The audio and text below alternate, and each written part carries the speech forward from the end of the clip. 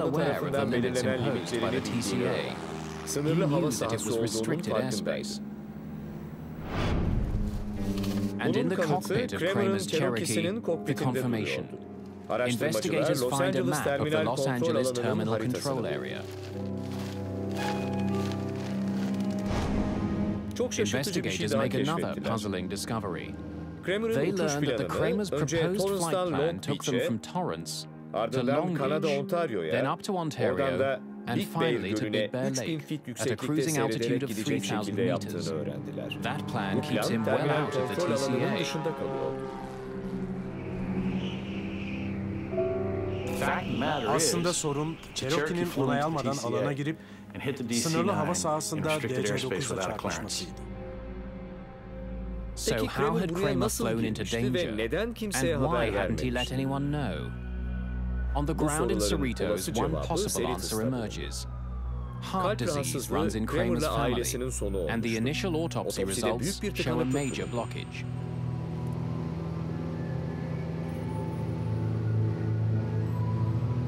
İyi misin Bill? Evet, iyi. Kramer may uçuş have suffered esnasında a heart kalp attack krizi on the geçirince flight, uçak leaving the kontrolsüz plane kalmış without a olabilirdi. pilot.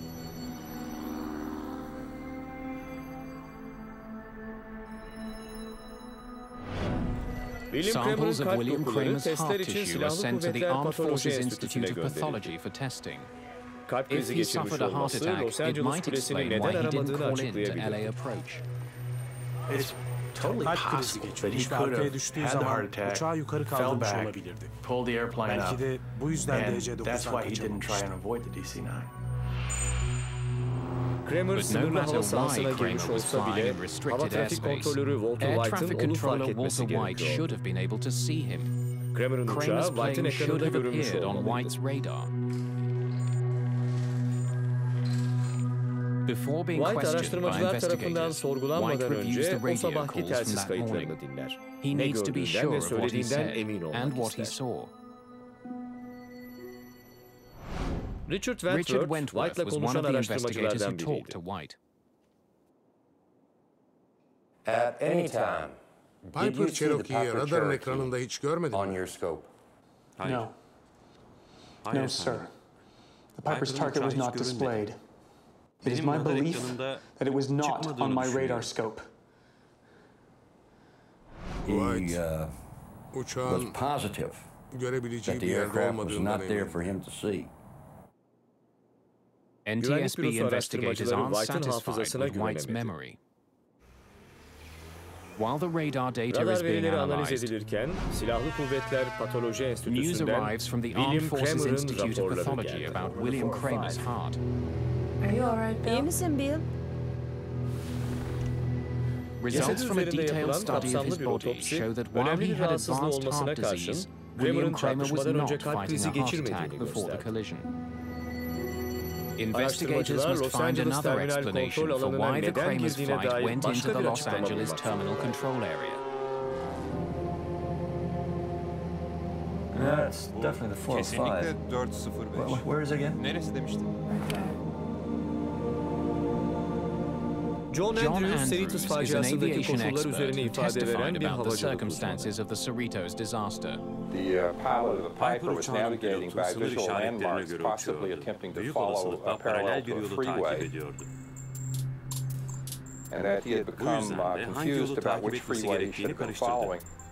Kaliforniya'nın New to yabancısı California, olduğundan perhaps aşağıdaki bewildered by yolların the tangle of karmaşıklığı onu freeways below şaşırtmış him, olabilirdi. Kramer may have Belki de flown into the terminal terminal kontrol alanına control farkında area olmadan without knowing girmişti. it.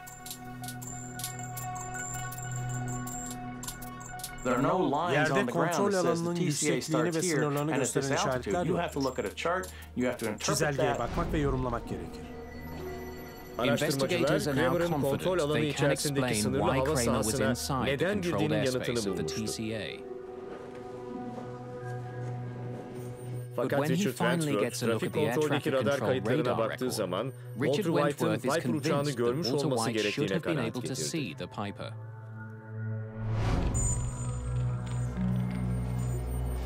We were able to determine Air that the Mexico ile aircraft çarpışan özel uçağın that radar collided ekranında with görülmüş olduğunu Mexico tespit edebildik. was there to be seen.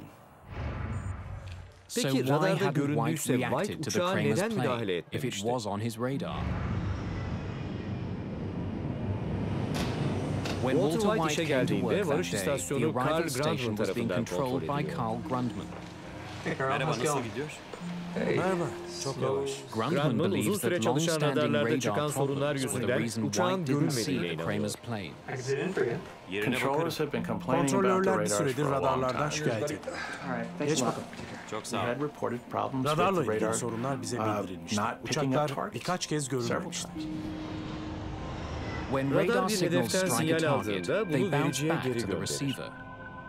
But if buildings or mountains interrupt the radar, the return signal can disappear. Bir hedefi kaybedebilirsiniz. Hatta ikinci hedefi de. Bir anda radar ekranında görünmez olabilir. Hiçbir şeyi göremezsiniz. Piper Cherokee'yi radar ekranında gördün mü? No, sir. Hayır efendim. Fakat bu hedefin orada olmadığı anlamına gelmez. Kör noktalar sadece anlık bir olaydır. Süre gelen bir şey değildir. Biri kayboldu. Radar çok eski olduğu için delikler de var. Olması gerektiği gibi net görünmüyordu. Öyle teknoloji harikası bir cihaz falan değildi. Bilgisayar fazla yüklendiğinde flicker denilen bir efekt meydana gelir. Ekran arada bir yanıp sönmeye başlar. Uçaklar birden görünmez olur. O verileri inceledik. Los Angeles'taki hiçbir sistemde iyi çalışmadığına dair bir veri bulamadık.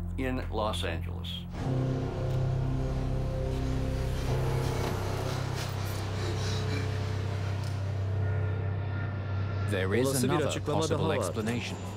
If the Cherokee had appeared on the radar, White still could have missed it. Investigators focus on the other plane in the sky that day, the Grumman Tiger.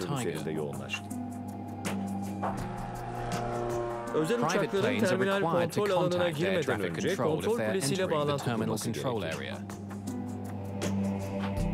Fakat Tiger, But the Tiger was already deep into the TCA before it radioed Walter White.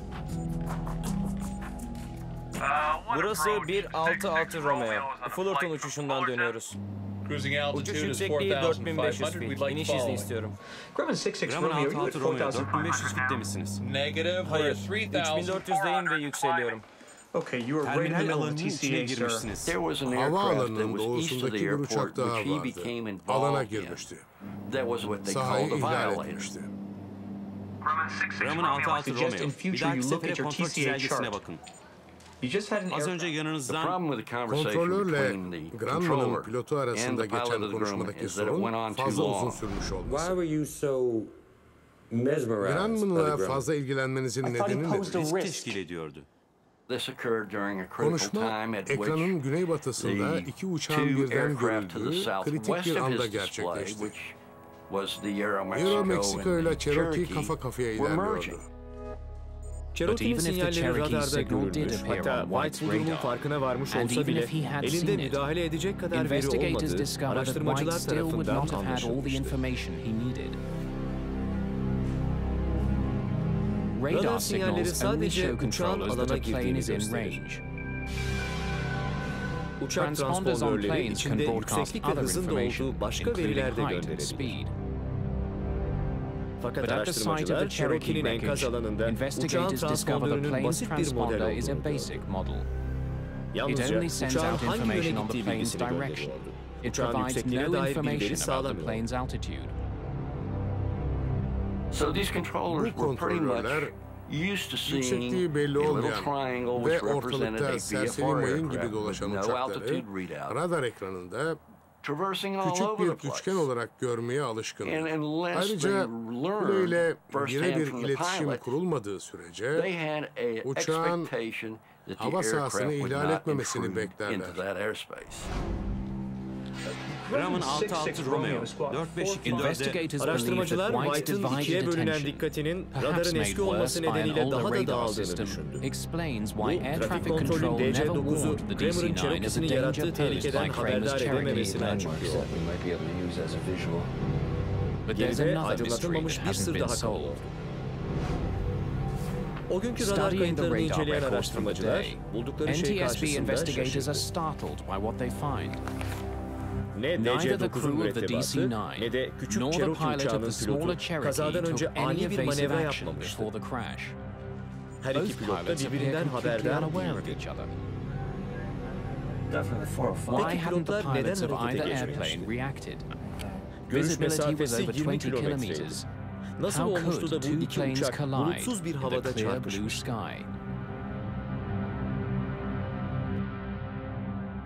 Air Mexico'nun kokpitinde neler olduğunu anlayabilmek adına araştırmacılar uçağın kara kutusunu investigators listened to the airplane's cockpit voice recorder.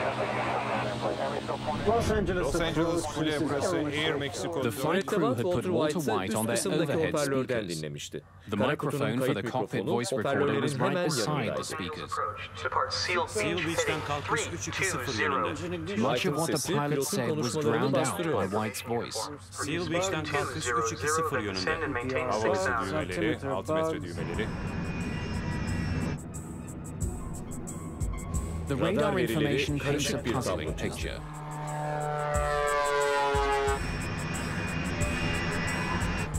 Air Mexico mürettebatının Kramer'ın Cherokee'sini görmek için yaklaşık bir dakikalık bir fırsat oldu.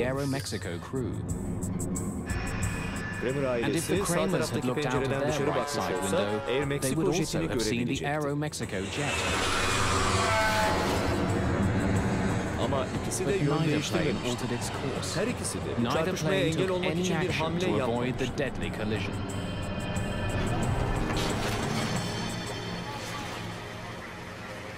Investigators believe that if William Kramer was indeed lost and using the freeways as a guide, he might never have seen the approaching DC-9. The window he would have been looking out of was the pilot's window, but the DC-9 was coming from the other direction. This would have been a very unfortunate situation because the DC-9 was approaching from the far right side and in fact could only be seen out the passenger's window, which was on the right side of the aircraft. For the crew of the DC-9, the very size of the much smaller Cherokee could have prevented them from seeing the plane before it was too late. In some cases, when the small aircraft is closing very rapidly, by the time the aircraft becomes large enough for you to easily see it, it's almost too late to avoid the collision. The FAA generally has taken a sort of as a rule of thumb that you need about 12 seconds in order to see an aircraft, decide that it's a threat, and execute an avoidance maneuver. The design of the cockpit windshield may also have contributed to the disaster. It's possible that during part of the approach, at least for one of the pilots, the aircraft was actually behind the center post, and unless the pilot moved his head back and forth to clear that airspace, unless he had a reason to do that, it's possible the aircraft was obscured during part of the time, which he might have had a chance of seeing the other aircraft. The disaster over Cerritos revealed several tragic weaknesses in the air traffic control system. One of the most glaring was that pilots could not be relied on to see and avoid each other. They'd need new technology to keep a mid-air collision from happening again.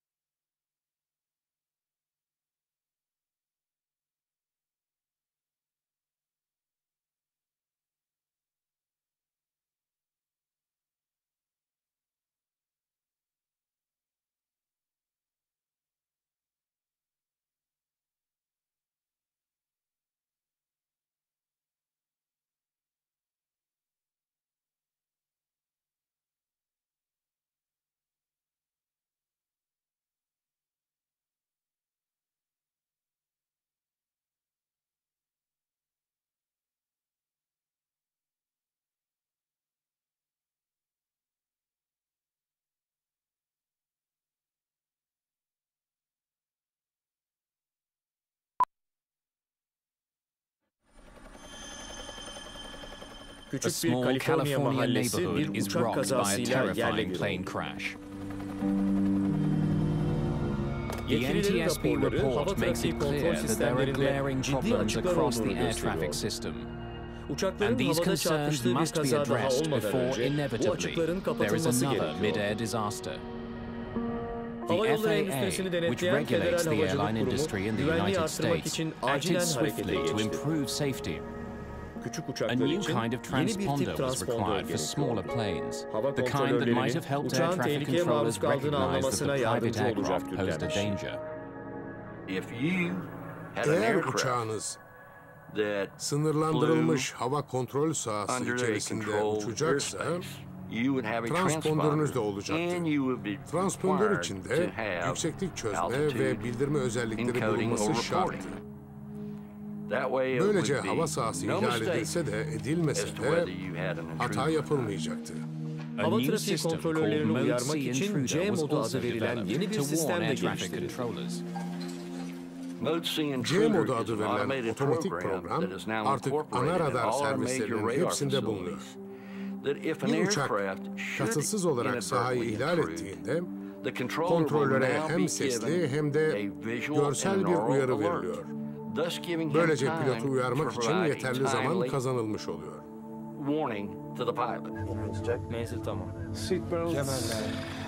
Eski gör ve manevra yap yönteminde en dikkatli pilotlar için bile bazı sınırlamalar vardı.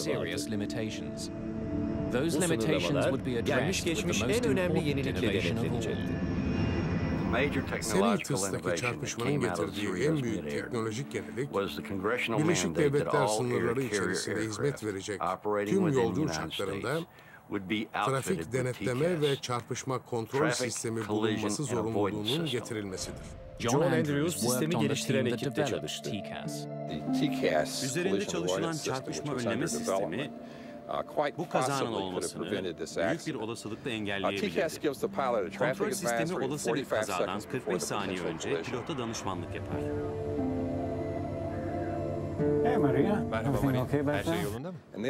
Olası çarpışmaya yaklaşık 25 saniye kaldığında ise pilota diğer uçaktan kaçması için yükselmesi veya alçalmasını gerektiğini söyleyen bir görsel uyarı belirir.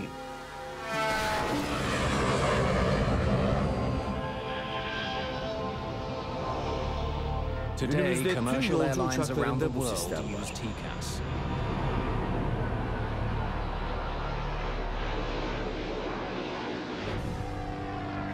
Grumman Tiger'ın pilotu, namı diğer 3. pilot, sınırlı hava sahasına dikkatsiz ve pervasız daldığı için bu kazanın meydana gelmesinde bir rol oynamış olabilir.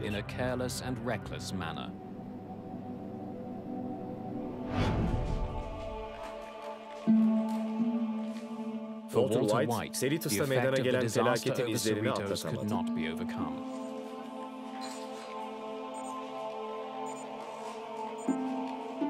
Walter hava kontrol kulesine tekrar döndü. Kazadan yaklaşık bir ay kadar sonra. Ne kadar kaldı hatırlamıyorum ama uzun bir süre değil. Sonra kalktı ve teşekkür ederim ama ben yapamayacağım dedi.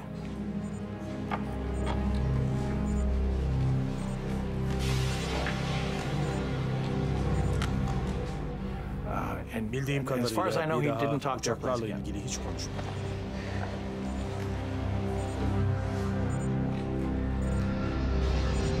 Olaydan sonraki bir yıl içerisinde kuledeki bütün eski radarlar değiştirildi.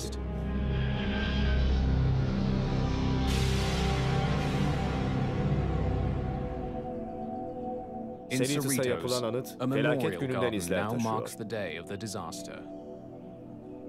Mary Wong yeniden evlendi. Ama o gün eve döndüğünde duyduğu üzüntüyü unutamıyor.